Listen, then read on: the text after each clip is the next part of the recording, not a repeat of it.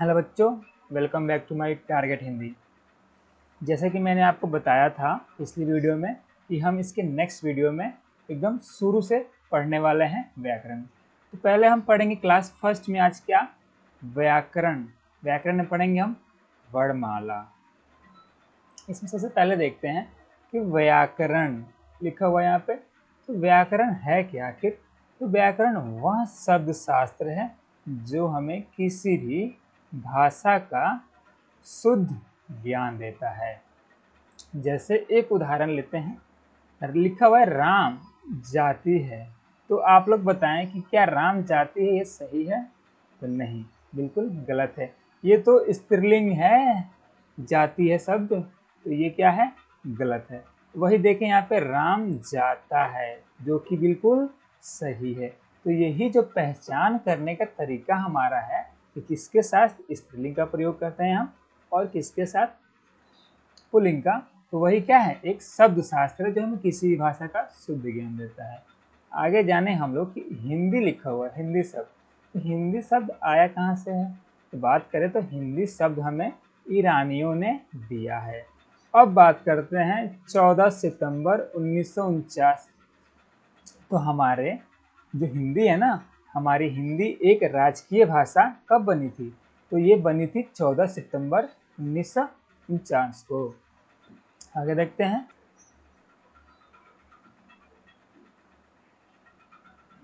अब हम बात करते हैं वर्ण या अक्षर। वर्ण या अक्षर ये दोनों एक ही बात है।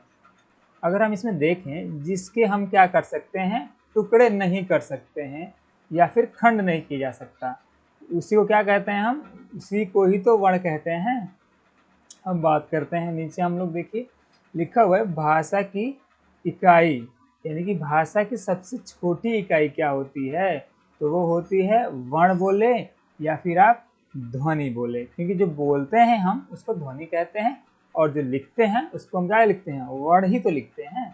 तो चलिए अब हम इसके आगे देखते हैं कि इसके आगे हम क्या पढ़ना है।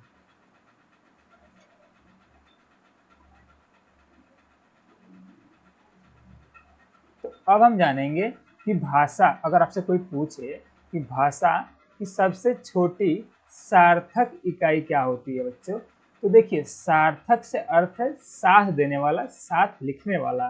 तो हमारा भाषा का सबसे छोटी तो हमारी भाषा की सबसे छोटी सार्थक इकाई जो है शब्द है। वही बात करें, भाषा की सबसे छोटी लिखित इकाई क्या होती है? तो वो होती है वर्ण। और वही बात करें मौखिक इकाई, तो वो होती है ध्वनि। वर्ण से बात करें तो जो हम लिखते हैं उसको वर्ण बोलते हैं और जो हम बोलते हैं उसी को तो क्या कहते हैं? ध्वनि। अब बात करें कि वर्ण, वर्ण के भेद। वर्ण है तो इसके भेद भी होंगे, बिल्कुल होंगे। तो इसके दो भेद होते हैं, पहला होता है स्वर और दूसरा होता है व्यंजन। इसमें देखते हैं लिखा हुआ है स्वर। स्वर जिसको हम इंग्लिश में क्या बोलते हैं? वोवेल, जो कि 5 प्रकार के होते हैं इंग्लिश में। चलिए हम हिंदी में देखते हैं। पहला, स्वर उन ध्वनियों को कहते हैं जो बिना किसी अन्य वर्ण की सहायता से उच्चारित किए जाते हैं। चलिए एग्जाम्पल से देखते हैं। अगर आप बोले अ, तो इसमें क्या है? कोई भी क्या है? ध्वनि है? अ के अलावा नहीं। अ हो गया, या फिर आप बोले आ हो गया, छोटी ई हो गया, बड़ी ई हो गया, ये सब क्या है? हमारा स्वर है। तो आगे देखते हैं व्यंजन। जिन ध्वनियों को या फिर जिन वर्णों को बोलने के लिए हमें क्या करनी पड़ती है? स्वर्ग, सॉरी बच्चों, यहाँ स्वर्ग हो गया है, यहाँ स्वर्ग नहीं रहेगा, यहाँ पर रहेगा स्वर। टाइपिंग में थोड़ा मिस्टेक हो गया बच्चों। स्वर की सहायता लेनी पड़ती है, उसे हम लोग क्या कहते हैं? व्यंजन कहते हैं। सीधे सीधे बोले तो जिन वर्णों को बोलने के लिए हमें स्वर की सहायता लेनी पड़ती है उसे हम व्यंजन कहते हैं। जैसे कि अगर हम बोलते हैं क, तो आपको दिख रहा है क, लेकिन इसको बोलने के लिए आपको क हलंत अ जोड़ने के बाद हमको मिलता है क्या? पूरा क। यानी कि जो ये हमारा अ है, यही तो क्या है हमारा स्वर है, जो कि हमारा है क्या स्वर, जिसकी सहायता लेंगे तभी तो हम क बोल पाएंगे। तो यही हम बोलने बता रहे थे आपको। तो आगे देखते हैं, जैसे कि स्वर, स्वर कितने, स्वर कौन कौन से होते हैं। पहला है स्वर, स्वर में अ होता है, आ होता है, छोटी ई, दीर्घ ई, छोटा उ, दीर्घ उ, ए, ओ, और री। री जो हमारा होता है बस ये लिखने के आधार पे होता है, बोलने के आधार पे बात करें तो हम 10 ही मानते हैं। जैसे कि लिखा हुआ यहाँ पे, लिखने के आधार पे स्वर की संख्या बताइए, तो लिखा हुआ है 11। और वही उच्चारण के आधार पर स्वर की कितनी संख्या होती है, तो 10 होती है। यानी कि बात करें, अगर हम लिखेंगे तो बताएंगे कि लिखने के आधार पर स्वर की संख्या 11 होती है, लेकिन वही आपसे कोई पूछे कि बताइए उच्चारण के आधार पर कितनी होती है, तो आप 10 बताएंगे बच्चे। ठीक है, क्योंकि उच्चारण के स्थान पे जो हमारा री होता है ना, री को हम कंसिडर नहीं करते हैं। जैसे कि अगर री की बात करें तो कितने बच्चे ऐसे होंगे जो कि री तो ऐसे भी लिख लेंगे इसका मात्रा, तो इसीलिए क्या करते हैं, हम री को नहीं लेते हैं। चलिए आगे देखते हैं। इसके बाद हमें जानना है स्वर के प्रकार। इसके बाद हम लोग क्या पढ़ेंगे, स्वर के प्रकार। तो स्वर के प्रकार देखिए कैसे होते हैं। उच्चारण के आधार पर स्वर के 3 प्रकार होते हैं। पहला होता है ह्रस्व स्वर, जिसमें कि एक मात्रा लिखा हुआ यहाँ पे, एक मात्रिक। अगर बात करें तो हम इससे हम क्या कहते हैं, मूल स्वर भी कहते हैं। यानी कि अ, छोटी ई, छोटा उ, इसमें क्या होता है, एक मात्रा होता है, इसीलिए हम इसे एक मात्रिक भी कहते हैं। आगे देखते हैं, तो लिखा है दीर्घ स्वर। दीर्घ स्वर मतलब द्विमात्रिक, यानी कि हो गया आ, बड़ी ई और बड़ा उ, ये सब ऐसे। आगे देखते हैं प्लुत्व स्वर, यानी कि त्रिमात्रिक। ह्रस्व और दीर्घ दोनों से क्या होता है, इसमें एक मात्रा ज्यादा होता है, यानी कि 3 मात्रिक, तो इसे हम क्या कहते हैं, त्रिमात्रिक। आइए हम एक एक उदाहरण देख लेते हैं। अगर बात करें ह्रस्व स्वर का, तो इसमें क्या होता है, इसका उच्चारण करने में हमको कम समय लगता है। जैसे कि अ बोलेंगे, ई बोलेंगे, या फिर उ बोलेंगे, या री बोलेंगे, तो हम क्या होता है, बहुत ही कम समय लगता है इसको उच्चारण करने में, तो इसीलिए हम क्या कहते हैं, इसको कम समय लिखे हुए हैं कि आप अच्छे से समझ पाएं।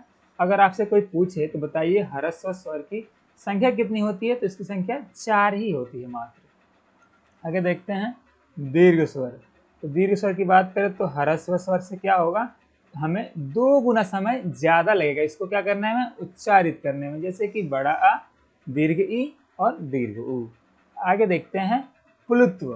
प्लुत्व स्वर क्या होता है, तो हमें ह्रस्व स्वर से क्या होगा, 3 गुना समय ज्यादा लगेगा इसको उच्चारित करने में। जैसे कि अगर आप बोले बाप रे मोहना, रोना, गाना, हंसना इत्यादि, ये सब क्या होते हैं, तो ये सब प्लुत्व स्वर में होते हैं। चलिए आगे देखते हैं। तो अगली स्लाइड में हम देखेंगे स्वर के प्रकार, यानी कि स्वर है तो स्वर के प्रकार जीभ के प्रयोग के आधार पर। तो पहला हमारा है अग्रस्वर, दूसरा है हमारा मध्य स्वर, तीसरा है पश्च स्वर। तो अगर हम बात करते हैं अग्रस्वर की, तो जो हमारा जीभ है, जीभ का आगे वाला भाग, अगर हम ई बोलेंगे तो हमारा जीभ का जो होता है आगे वाला भाग सक्रिय, यानी कि एक्टिव होता है, उसे क्या कहते हैं, अग्रस्वर। तो इसकी संख्या कितनी होती है, 4। अगर आपको देखना है कि ई, अगर आप ई बोल के देखें ई, तो आप देखेंगे कि आपका जो जीभ का अग्रभाग है वो क्या होगा, एक्टिव रहेगा। अगर आप ई बोलते हैं तो भी आपका जीभ का अग्रभाग ही क्या होगा, एक्टिव रहेगा। वैसे ही हमारा ए है और ये ऐ भी है। चलिए आगे देखते हैं मध्य स्वर। अगर आप इसकी बात करें तो इसकी संख्या होती है 1, बस एक ही। अगर आप बात करेंगे अ, जैसे ही अ बोलेंगे तो आपको ऐसा लगेगा कि आपकी जो आवाज़ है अ बोलने में, वो जीभ की क्या आ रही है, मध्य से आ रही है, इसीलिए हम क्या कहते हैं, इसको मध्य स्वर भी कहते हैं। इसकी संख्या 1 ही होती है। आगे है पश्च स्वर, यानी कि पीछे वाला भाग। जब हम बात करें अ, उ और ओ और औ, तो अगर आप इन सभी का उच्चारण करेंगे, इन सभी स्वरों का, तो आपको ऐसा लगेगा कि जो हमारा जो है उच्चारण स्थान क्या है, पश्च, यानी कि जीभ के पीछे वाला भाग। तो इसकी संख्या कोई भी पूछे आपसे तो क्या बताएंगे, इसकी संख्या 5 होती है। चलिए हम आगे देखते हैं। इसी प्रकार देखें तो स्वर के प्रकार क्या होगा, मुख्य द्वार खुलने के आधार पर कितने प्रकार के, तो देखिए यहाँ पे 4 प्रकार से दिया हुआ है। संवृत, संवृत की बात करें तो वृत्त जो आपने मैथ में पढ़ा होगा उसी का है ये क्या, संवृत। तो बात करें संवृत, इसमें होता है ई, दीर्घ ई, उ और दीर्घ उ। इसकी संख्या क्या होती है, तो 4 होती है। बात करें स यानी कि शिला, स से बात करें तो स से शिला हुआ। अगर आप ई बोलेंगे या फिर ई या फिर उ या फिर ऊ, तो आप देखेंगे कि आपका जो मुंह है वो सिला हुआ होगा, यानी कि बिना सिला हुआ आप बोले ये सबको उच्चारण कर ही नहीं सकते हैं। तो आगे देखते हैं अर्धवृत्त, अर्ध यानी कि आधा, और संवृत्त, संवृत्त यानी कि जो मैंने अभी इसका वृत्त बताया ऊपर, संवृत्त वैसा ही। तो आगे देखते हैं, इसमें होगा हमारा मुंह जो होगा आधा खुलेगा और आधा क्या होगा, बंद होगा। जैसे कि ए, ओ बात कर रहे हैं तो देखिए बोल रहे हैं हम जब भी ए, जब भी बोल रहे हैं तो हमारा जो मुंह है ए आधा खुल रहा है, यानी कि अर्ध संवृत्त बन रहा है, इसीलिए हम इसको क्या करते हैं, अर्ध संवृत्त। इसकी कितनी होती है, इसकी संख्या 2 होती है। आगे देखते हैं विवृत्त यानी कि मुंह। अगर आप इसकी बात करें तो इसकी संख्या 1 ही होती है। अगर आप बोलेंगे आ, तो आपका मुंह देखिएगा क्या होगा, फाटक की तरह खुल जाएगा, यानी कि पूरा ऐसे गोल वृत्त की तरह खुलेगा। आगे देखते हैं अर्धविवृत्त, इसकी बात करें तो इसकी संख्या 2 होती है, ए और औ। तो इसको बोलेंगे यानी कि अर्धवृत्त यानी कि आपका मुंह अर्ध यानी कि आधा खुलेगा और ये वृत्त की तरह खुलेगा। बोल के देखते हैं, ए या फिर औ, दिख रहा है। इसके अब नेक्स्ट वीडियो में हम देखेंगे कि इसके आगे क्या होता है, व्यंजन। तो व्यंजन के प्रकार देखेंगे और हम लोग जानेंगे कि व्यंजन में क्या क्या होता है, और हम इसमें देखेंगे कि क, च, ट, त इन सभी वर्ग का उच्चारण स्थान क्या होता है। तो इस वीडियो में इतना ही। जय हिंद दोस्तों, thank you for watching this video. And अगर आप ऐसे ही मेरी वीडियोस को देखना चाहते हैं तो प्लीज़ इस चैनल को लाइक करें, कमेंट करें, शेयर करें, सब्सक्राइब करें, और हाँ, बेल आइकन की घंटी को दबाना ना भूलें, क्योंकि जब भी मैं इस तरह की और भी वीडियो इस चैनल पर डालूंगा तो आपको जल्द से जल्द उस वीडियो का नोटिफिकेशन मिल सके। तो जय हिंद दोस्तों, मिलते हैं अगली वीडियो में, तब तक धन्यवाद, टेक केयर।